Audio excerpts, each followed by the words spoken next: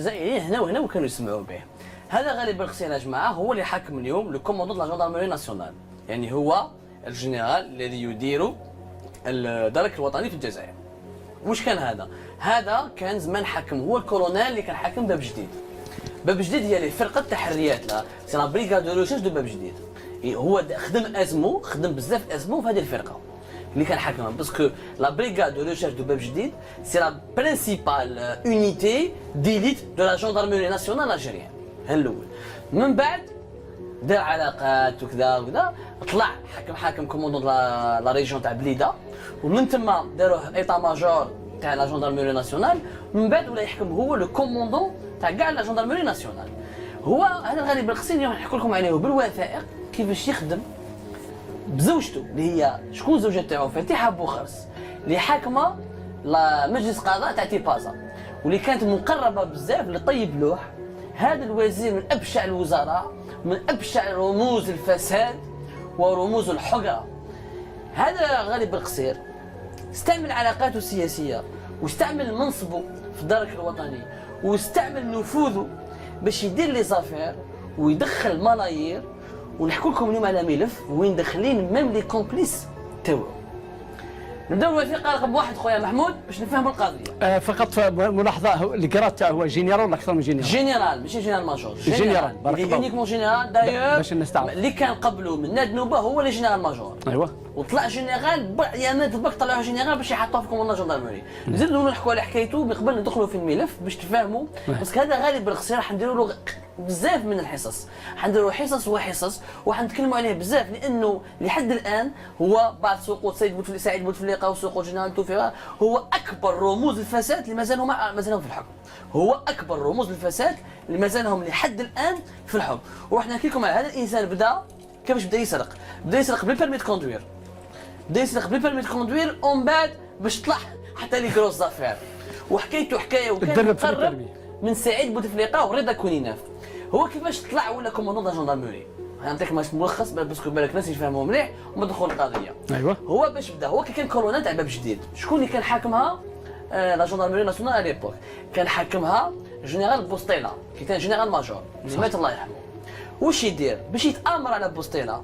دي بوستيلا ما خلاش يطلع في الكراد، بالقصير حب يطلع في الكراد وحب يتامر. واش دار؟ طاح في يده ملف على ولاد بوستيلا. ولاد بوستيلا كان عندهم استثمارات في لي بورسيك. البورسيك وشنو هو البور؟ بورسيك سي ان اسباس دو ستوكاج اللي اليوم عندك في لو بور تكري في جهه لوان دو لا مير لوان دو بور، تخبي فيها لي كونتونور اكسيتيرا وتفاكتوري لي سوسيتي ولا لي زامبورتاتور يخبوا عندك لي كونتونور. اوليو يبقاو في البابر في البحر غالي بزاف، يبقاو في البابر غالي بزاف يخلص لي تاكس، ولا يبقاو في البور وين لي بور تاعنا سون سورشارجي با دو بلاص. يدير بورسيك، يدير طاح عنده ملف على ولاد بوستيلا. واش يدير؟ هو ذكي وسان غونار ذيب، هو ذيب كبير، يروح يشوف سعيد بوتفليقه ويقول له يا سي سعيد عندي ملف على بوستيلا. سعيد ما كانش يحب بوستيلا لانه بوستيلا مقرب من جنرال توفيق هذاك الوقت. انا نتكلم لكم في 2015 2016 2015 2016. سعيد بوتفليقه كان يحوس برهان ولا حجه باش ينحي هذا بوستيلا. بالقصير يجيب له الملف ويتفاهم معاه، يقول له هاوليك الملف ودوك ندير لك انا فخ نطيحوا به بوستيلا. مور راح شاف سعيد بوتفليقه يروح يجري يروح يشوف بوستيلا يقول له فوالا مون كوموندون مون جينيرال فوالا طاح عندنا الدوسي هذا اتونسيون. بوستيلا يخلع يقول له عطيهولي، يمحي اسم ولادو واسم الناس صحابو اللي يعرفهم باش يحميهم ويعطيه بالقصير باش يكمل لونكيت تاعو. هو كان حاكم لا بريغاد لا جوندارمي. شوفوا الخبث كيفاش يديروا الخبثاء، يستعملوا المؤسسات الامنيه لاغراض سياسيه. نظام كي قلت نقول لكم باللي النظام في الجزائر سيتي اون اورغانيزاسيون بريفي، اون مافيا بريفي. بالقصير اي لو سامبول دو سات مافيا بريفي. يحكم هذا الدوسي اللي عطاه له بوستيلا مشطب عليه كلش، يديه للسعيد بوتفليقه. كي يديه للسعيد بوتفليقه يقول له فوالا سي سعيد هاو بوستيلا حاب يحمي روحه ويحمي ولادو ويحمي اصحابه. سعيد بوتفليقه يصوت سور لوكازيون يستعمل هذا الغلطه اللي دارها بوستيلا وينحي بوستيلا ويحط في بلاصتو جنرال ماجور من ناد نوبه اللي هو كان صاحبهم. واش يدير من بعد باش بور ريكومبونسي؟ يعني هذا يثبت يعني بدون اي مشكله يثبت تورط كذلك سعيد بوتفليقه في تسيير شؤون الدوله كبيره. يا نكمل لك ومازال هذا الملف تاع بالقصير فيه مفاجات، شغل كيما كاين دار سوربريز تشريها تحد داخل تلقى غير لي كادو كبار، فيه غير اللي كان دار سوربريز. وما واش يدير؟ يروح يخرجوه من لا بريغاد دو جوندارموري يدوه بليدا يكوموندون لا ريجيون. ثم مع من يتلاصق مع من ينسق مع رضا كونيناف. يولي يخدم مع رضا كونيناف. واش يدير مع رضا كونيناف؟ كي رضا كونيناف يكون عنده مشاكل مع شركات ولا عنده مشاكل مع خصوم سياسيين ولا خصوم ناس يبلوكيوه، يعيط لبلقصير، بلقصير يعبص في لا جندرميري، يعبص في لي كونتاكت تاعو ويدير لهم مشاكل ولي زونكات ولي كونفوكاسيون ويخلق لهم مشاكل اكسيتيرا. وسي بور سا كونيناف خدم معاه ولا يخدم بزاف مع كونيناف، ومن بعد وين لحق روحه كي باش يلحق حتى الحكم ويدي كاع البوست. بالقصير حاب يزوج وليده مع بنت مصطفى بوتفليقه اللي مات الله يرحمه في 2010، وخرج تقرير امني من عند لي ار جي تاع بوليس اللي قالوا لهم هذا طفل لو داخل دون دي ميليو ان بو دو ديلانكونس سيتيرا ما تزوجوش سيتيرا. هذا الزواج كيما زوج بنته مع كيما زوج وليده مع بنت مصطفى بوتفليقه، بقى يخدم غير مع رضا كونيناف، ورضا كونيناف دار تاثر ودار لوبينغ كبير على سعيد بوتفليقه باش يحطوا بالقصير على تيت دو لا جندرموري كي قلعت لافير تاع الكوكايين كي لازم يطيحوا من الذنوبه، حبوا يحطوا صاحبهم هو بالقصير. هذيك الحكايه والحكايه المؤامره السياسيه. ماتمون في امور الفساد، اسكو هذا الانسان فاسد ولا لا؟ تقولوا لي احنا في الحصه تاعنا نحبوا نامنوا غير بالوثائق، هكذا سي القاضي. نعم. الثقه في الوثيقه باش ما نقولوش ما نتكلموش احنا بالمشاعر وما نجرحوش الناس باطل. خويا محمود الوثيقه رقم واحد. لو تسمح لي اسمح لي برك سي القاضي تشوف الوثيقه برك ونخلي لك معليش خليها على ربما تقنيات المشكل. لا مش راح نتعلق على الملف. لما ذكرت هذا السي غالي، وهذه معلومه راح نقولها الان ويعلمها الساده المشاهدين. شوف غالي بالقصير قائد درك الوطني، تعرف هذا هو اللي يدير التحقيقات على القضاة. اي قاضي راح يتعين بار اكزومبل، ولا قاضي راح يترقى، ولا قاضي يتحصل على اي منصب اعلى، والله ما يسنيلكش هذا تقرير ايجابي لا تاخذها. يعني هذا الشخص الكلام اللي كنت تقول فيه لي كومبلو هذا مع هذا، يعني هذا في يوم من الايام هذا غالي بالقصير ولا غيره انا كقاضي باش تعينت وترسمت كقاضي، يعني لازم يسني لي هذا الشخص الملوث تلويث كامل. يعني المقدمه اللي جابها سي عبدو ما تبشرش بخير. يعني في يوم من الايام هذا الشخص راهو زملاء القضاة اللي راهم عاملين في الميدان هذا كل ما يسني لهمش هذا وما يوافق لهمش ما يتحصل لا على منصب لا على ترقيه لا على وظيفه لا على اي شيء، وقادر يعزلوا. يكفي يكتب كلمه واحده ان هذا الشخص له ميول الاسلامي يعزلوه في كلمه واحده، كلمه واحده. يعني بهذا فقط نفهم يعني جزء قليل جدا من فساد النظام، فما بالك ما بالك يعني اني نتخيل في شخصيه هذا الانسان اللي راهو معين في هذا. دوك تشوفوا بالوثيقه راح تشوفوا العجب يا سي القاضي باللي كيفاش هذا مازال حاكم الدرك الوطني ومرته حاكمه مجلس قضاء تاع تيبازا، وكيفاش في زوج يستعملوا اليات واجهزه تاع الدوله باش يترفهوا. الوثيقه رقم واحد خويا محمود، هذه الوثيقه وشنو هي؟ اسمع مليح، هذه وثيقه رسميه راحت من مصالح الوزاره الاولى. سي ان دوكيومون كي نو بروفيان دي سيرفيس دو بريمي مينيستير، ماهيش تمسخير بريمي مينيستير لحقت حتى الوزاره الاولى. هذه ملف الحق لهم بعثوه لهم واحد، هذا واحد متعامل اقتصادي سي اون انتربريز كي ا ديبوزي بلانت.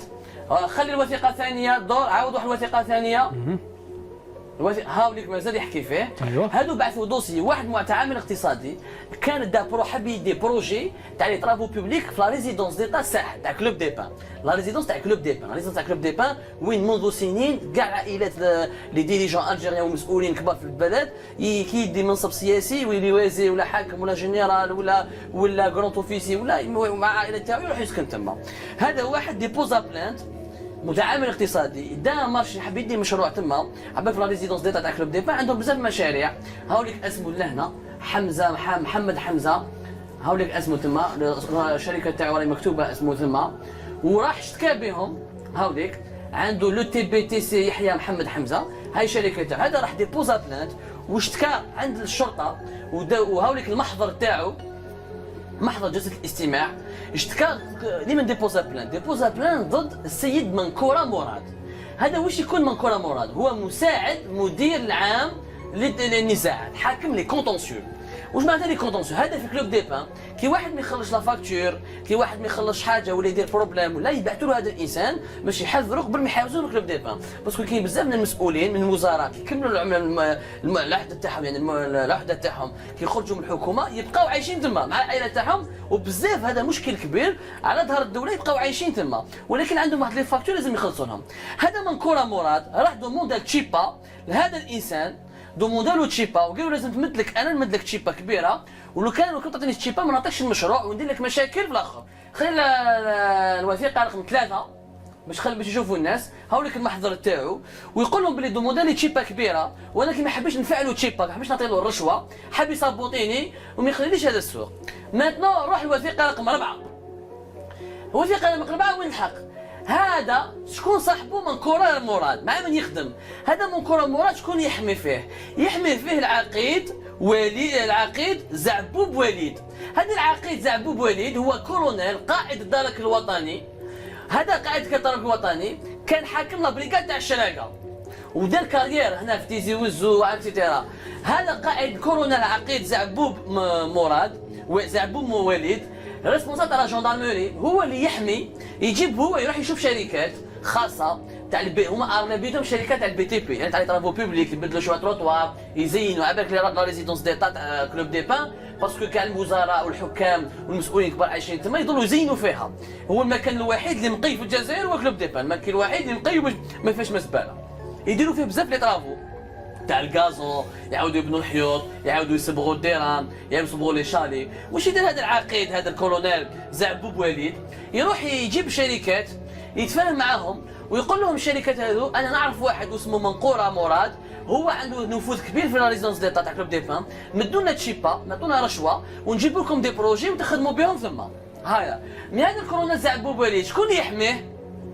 يحميه الجنرال غالب بالقصير. الجنرال غالب بالقصير وهو اللي يبعث شركات يبعثهم عن الكولونيل زعبوب مراد، وهذا زعبوب وليد بلوتو ماشي مراد يعاود يبعثهم عن صاحبه مراد منكوره. وهكذا السلسله كانوا يخدموا اونشين، كل واحد ما غالب القصير يجيب معارفه الشركات يروحوا يشوفوا ليه، يبعثهم عن الكولونيل هذا زعبوب وليد، ومن عند زعبوب يروح المنقوره. كي بداو لونكيت كي لحقت لا بلانت هذه لحقت حتى الوزاره الاولى على لو بريمي مينيستير، باسكو لا ريزيدونس ديتا تاع كلوب دي بان المنظومه لا ريزيدونس ديتا هذه يعني التسيير تاعها تابع ديريكتومون او سيرفيس دو بريمي مينيستر. سي لي سيرفيس تاع الوزاره الاولى هما المسؤولين على التسيير وعلى مراقبه كلوب دي بان. كي لحقوا داروا انكيت وصافوا. كلوب دي بان هو نادي الصنوبر، نادي الصنوبر هي اقامه تاع نادي الصنوبر. كي داروا لونكيت ولحقوا من الدوسيي وفاقوا باللي هذا العقيد وليد زعبوب الكولونيل وليد زعبوب يتحايل على المال العام ويستعمل نفوذه ويستعمل صديقه ولا اللي يحمي فيه جنرال غالب بالقصير يستعمل فيه باش يدوا لي بروجي. داروا انكيت صابوا بلي في كلوب دي بان واحد لي مارشي تاع 12 مليار سنتيم ont été facturés من عند شركات خاصه، الوغ كو هما خدموا غير 3 مليار دو سنتيم. داو دي بروجي تاع 3 مليار هذا ما كان فاكتوراوهم من الدوله 12 مليار سنتيم. بيان سور كي يخلصوا 12 مليار دو سنتيم هذا مراد منقوره يدي تشيبا تاعو، مراد منقوره يدي تشيبا تاعو، الكولونيل زعبوب هذا وليد يدي تشيبا تاعو، وجينيرال بالقصير يدي تشيبا تاعو. وكيفاش يحموهم هذو الناس؟ وعلاش لي بلانت هذو وعلاش الناس يخافوا ما يروحوش يشتكوا؟ لانه غالب بالقصير كيفاش يحمي منقوره مراد؟ وعلاش منقوره مراد هذا كان عنده رتبه مليحه في كلوب دي بان؟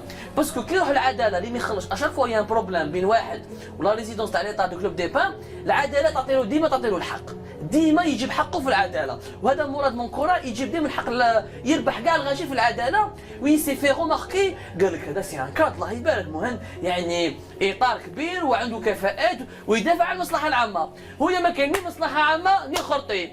هي بالقصير مرته فاتحه بوخرس اللي عندها علاقات مع وزير العدل طيب لوح، واللي حاكمه مجلس قضاء تاع تيبازا، مجلس قضاء تاع تيبازا ما محكمة تاع الشراقة وين تابعة؟ محكمة تاع الشراقة تابعة مجلس قضاء تاع تيبازا. هذه اللي صار فيها المشاكل تاع نادي الصنوبر تاع كلوب دي بان. هذيك هي اشاك فوا يان بروبليم يا بلانت ولا يان دوسيي وين مراد منكوره يحطوا في العداله، هي تدخل روحها شخصيا وتحتم مع القضاة باش يعطوا الحق لهذا المراد منكوره، واللي يشتكي به ولا اللي يحوس يشتكي مع ريزيدونس دو كلوب دي بان ولا اللي عنده مارشي معاه ما يطبقوش يضربوه، والعداله تمشي مع اصحاب كلوب دي بان مع مراد منكوره. سي بور سا كانوا محميين. ولكن كي هذا المتعامل الاقتصادي الله يذكره بالخير كان عنده الشجاعه انه قبل الحراك راه هذه من 2015 وديبوزا بلانت، خلي لي دوكيومون يجوزوا خويا محمود، دوكيومون نيميرو 5 نيميرو 6، خلوا الناس يشوفوا الوثائق كيف هذه القضيه الفساد، خليهم الاخرين يجوزوا خويا محمود.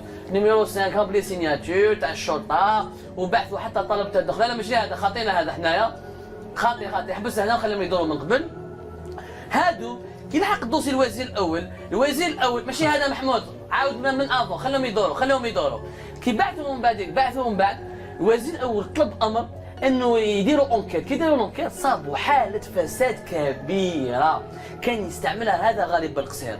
من بعد كي مور لونكيت قال لي زونتربريز اللي كان يبعثهم عليه بالقصير غلقوا عليه، ولا ما يربحش الدراهم مع لا ريزيدونس دو كلوب دي بان. كي ما ولاش يربح الدراهم مع كلوب دي بان فنقولوا رشوه. وهذا من كره مراد نحاولوا صلاحيات وما ديك حبوا هنا ونعاودوا ردوه. ونقول لكم باللي هذا من كره مراد بلي زافير هذا واش عنده. شوفوا واش عنده فيلا في زيرادا، عنده ابارتمون اوستونديك في دون اون ريزيدونس شراكه، عنده طوموبيل جولف، عنده تيغوان فولكس فاجن، وعنده ليدو، عنده اودي اس3. هذا كاع واحد يخدم عند الدوله. اين لك هذا يا حبيبي؟ اودي، فولكس فاجن، تيغوان، الجولف، لي زابارتمون، هذا كاع باسكو كان يدير بزنس مع كولونيل زعب بوالد والجنرال بالقصير. هما كي يغلقوا عليهم وفاقوا بهم بالقصير واش يدير؟ دار مع اصحاب كلوب دي با ولا يدير عليهم دي زونكيت ولا يدير عليهم مشاكل.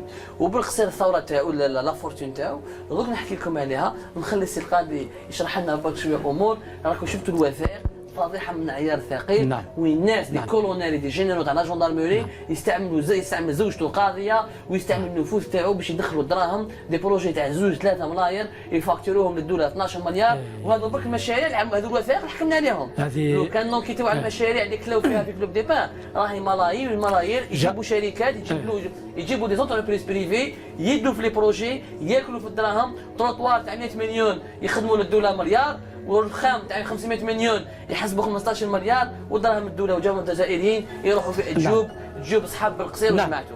نعم هذا جزء من الاجابه على وين راحت 1000 مليار.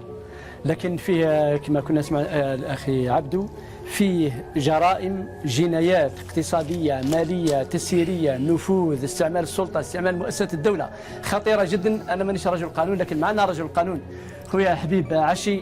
اشرح للمواطن الكريم يفهم مليح كيفاش الناس هذو تلاعبوا باموال العام وبالمال العام.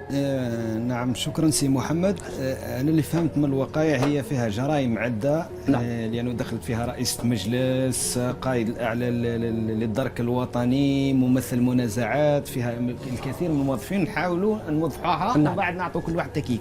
هذا سي يحيى محمد حمزه متعامل اقتصادي تحصل على مشروع في الكلاب دي بان، قام بعمل نسموه دار خدمه في كلاب دي بان. من بعد ما حبوش يخلصوه. هكذا وش حبيت باسكو بون سي مراد من قراد موديلو تشيبا. ايوه قالوا ما تعطينيش تشيبا ما نخلصش ما نسلكلكش الخدمه تاعك. هنا يتدخل طرف ثالث.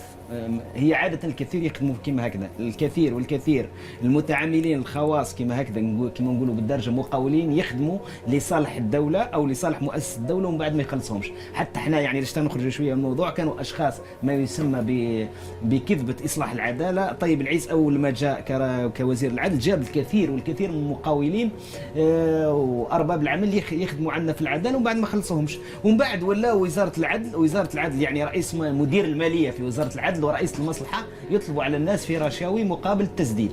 يعني في وزارة العدل ما بالك انا مانيش نكلموا في وزارة العدل مدير المالية في وقت طيب بالعيز مع رئيس المصلحة. اي مقاول يخدم في لصالح المحاكم الجزائرية يعني يجي مقاول كما نفس الطريقة هذه كما نفس الكلام. هذا السيد يحيى محمود راه خدم في كلاب دي با. حتى يجوا عندنا في العدالة يقوموا بالاصلاحات او الترميمات المحتوجة وما يخلصوهمش يخلوهم معلقين. واش يديروا لهم؟ يطلعوا الوزارة يعودوا يطلبوا عليهم في الرشاوي. يعني نفس الحكايه نفس اللي نفكرني في سي عبده نفس الموضوع. هذا يحيى محمد حمزه قام بعمل لصالح لصالح كلاب دي با ما حبوش يخلصوه. اذا هو باين هذا باش يسويها له منكوره سي منكوره مراد هو اللي يسويها لازم ياخذ حقه. هو ما قبلش مانيش عارف علاش ما قبلش هذه المره ولا طلبوا عليه كثير ولا ما تفهمش معاهم لا اعلم. هنا توترت بيناتهم العلاقه ودخلوا في نزاع. قالوا له يا تدفع يا ما. اول حاجه هذه راهي تحكمها الماده 26 27 هذا يا تدفع يا ما تدفعش. الرشوه في مجال المعاملات الاقتصاديه. الرشوه في مجال المعاملات الاقتصاديه راهي الماده 26 و27 طول العقوبه تاعها من 10 ل 20 سنه. بالنسبه لسي مذكوره مراد هذا منكوره مراد هذه جريمته الرشوه في مجال الصفقات العموميه او المعاملات العموميه. المفروض انت الى السيد هذا قام بعمل علاش حتى اللي يطلب عليه حبيبي انت في باي صفه خدم خدمته، قام بعمل حقيقه، الى قام بعمل حسب الكايد شارج وحسب ما هو منصوص يدي اتعابه، الى ما قامش بالعمل تقوم بالاجراءات. وزيد هذا هو ممثل المنازعات حسب واش ذكر سي عبدو، قال راهو مدير المنازعات القضائيه، يعني واش دخلوا في تسديد الفاتورات.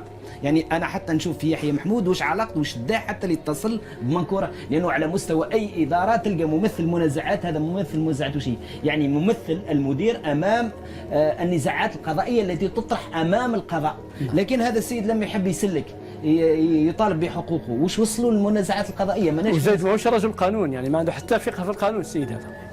لا انا ما فهمتش يحيى محمد واش وصلوا للمنازعات، يعني هذا صاحب المشروع، هذا المتعامل هو هذا مورد منقوره، هو اللي دخل الشركات باسم اللي بعثوهم له بالقصير، والكولونيل هذا زعبو بوالد، يعني عنده منصب في مديريه نفسيه تاع كلوب ديبا، هو اللي يجيبهم، واللي ما يجوش عليه ما يديش بروجي.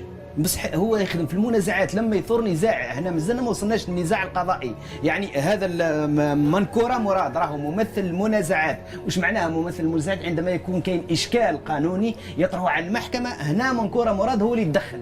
لكن هنا السيد هذا يحيى محمد راهو يطلب في حقوقه وما خلصوش، كاينه مصلحه واحده اخرى. يعني هنا وكانه حتى تداخل وتعارض المصالح، تدخلت المصالح في بعضها. يعني هذا تاع المنازعات مدخل في مصلحه اخرى اللي هي تسوي الفواتير او تسويه الفواتير، او تسديد الاشغال، تسديد كاينه مصلحه اللي مكلفه بتسديد الاشغال، مش مصلحه المنازعات. القبض والدفع وكذا، القبض والدفع تبع الماليه والمحاسبه.